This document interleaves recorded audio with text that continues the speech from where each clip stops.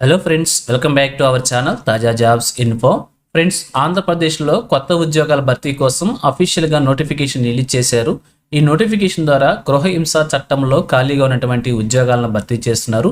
ఎటువంటి పరీక్ష లేదు, ఫీజు లేదు, కేవలం అప్లికేషన్ అప్లై చేస్తే చాలు అభ్యర్థులను ఇంటర్వ్యూకి అయితే పిలుస్తారు. ఇంటర్వ్యూలో కనుక మీరు మెరిట్ చూపించినట్టయితే జాబ్ వచ్చే అవకాశం అయితే ఉంటుంది. మరి నోటిఫికేషన్ ద్వారా ఎన్ని ఖాళీలను భర్తీ చేస్తున్నారు, వారికి కావాల్సిన ఎలిజిబిలిటీస్ గురించి, శాలరీ డీటెయిల్స్ గురించి, అలానే అప్లికేషన్ ప్రొసీజర్ గురించి రిలీజ్ అయినటువంటి నోటిఫికేషన్ యొక్క పూర్తి వివరాలను కూడా తెలుగులో చెప్తాను. సో వీడియోని ఎక్కడ కూడా స్కిప్ చేయకుండా పూర్తిగా చివరకు చూసే ప్రయత్నం చేయండి. ముందుగా వీడియోకి ఒక చిన్న లైక్ చేసి సపోర్ట్ చేయండి ఫ్రెండ్స్.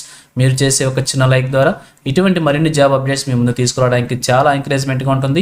ఇంకా ఇప్పటివరకు మీరు ఎవరైనా మన ఛానల్ సబ్స్క్రైబ్ చేసుకోకుండా చూస్తున్నట్లయితే ఇటువంటి లేటెస్ట్ జాబ్ అప్డేట్స్ కోసం వెంటనే మన ఛానల్ కూడా సబ్స్క్రైబ్ చేసుకోండి. పక్కనే ఉన్న బెల్ సింబల్లో ఆల్ మైన్ ట్యాప్ చేసి యాక్టివేట్ చేసుకోండి. ఛానల్ వీడియోస్ అన్ని కూడా మీకు ఫ్రీగా నోటిఫికేషన్ రూపంలో వస్తూ ఉంటాయి. సో లేట్ చేయకుండా డైరెక్ట్ టాపిక్లోకి వెళ్ళిపోదాం. ఫ్రెండ్స్, క్లియర్గా చూడండి. ఆంధ్రప్రదేశ్లో ఉన్నటువంటి గృహహింస చట్ట విభాగంలో డేటా ఎంట్రీ ఆపరేటర్ అనేటువంటి ఉద్యోగాలు భర్తీ చేసేందుకు ఈ నోటిఫికేషన్ రిలీజ్ చేశారు. భర్తీ చేస్తున్న ఖాళీలు వచ్చేసి ఒకే ఒక పోస్ట్ అయితే భర్తీ చేస్తున్నారు. ఖాళీలు పెరిగే అవకాశం కూడా ఉండొచ్చు అని చెప్పి మెన్షన్ చేశారు. అది కూడా అవుట్సోర్సింగ్ విధానంలో ఈ ఉద్యోగాలు అయితే భర్తీ చేస్తున్నారు. మహిళా అభ్యర్థులు మాత్రమే అప్లై చేసుకోవాలని చెప్పి కూడా క్లియర్గా మెన్షన్ చేశారు. ఏజ్ లిమిట్స్ వచ్చేసి 25 సంవత్సరాల నుండి 42 సంవత్సరాల వరకు కూడా ఏజ్ లిమిట్స్ కింద ఇవ్వడం అయితే జరుగుతుంది. అలాగనే వీరికి కావాల్సినటువంటి శాలరీ కనుక చూసినట్లయితే 18,500 రూపాయలుగా మెన్షన్ చేశారు. క్వాలిఫికేషన్ వచ్చేసి ఏదైనా డిగ్రీ క్వాలిఫికేషన్ ఉంటే అభ్యర్థులు అప్లై చేసుకోవచ్చు. అలాగే కంప్యూటర్స్కి సంబంధించి డిప్లొమా లేదా పీజీ డిప్లొమా క్వాలిఫికేషన్ ఉండే అభ్యర్థులు అప్లై చేసుకోవచ్చు. అలాగే రిలవెంట్ ఫీల్డ్లో ఎక్స్పీరియన్స్ ఉన్న అభ్యర్థులకి ప్రయారిటీ ఇచ్చే అవకాశం ఉంటున్నట్లు కూడా క్లియర్గా మెన్షన్ చేశారు.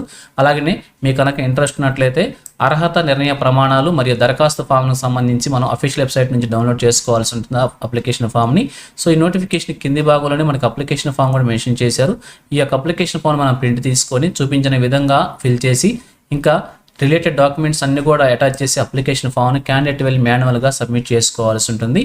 సో దానికి సంబంధించిన డీటెయిల్స్ కనుక డేట్స్ కనుక మనం చూసినట్లయితే 11/11/2025 నుంచి 20/11/2025 వరకు కూడా మన అప్లికేషన్స్ అయితే సబ్మిట్ చేయాల్సి ఉంటుంది. ఈ నెల 11వ తారీఖు నుంచి 20వ తారీఖు వరకు కూడా సాయంత్రం 5 గంటలలోపు కార్యాలయ పని దినములు మరియు పని వేళల యందు అప్లికేషన్ అయితే సబ్మిట్ చేయాల్సి ఉంటుంది.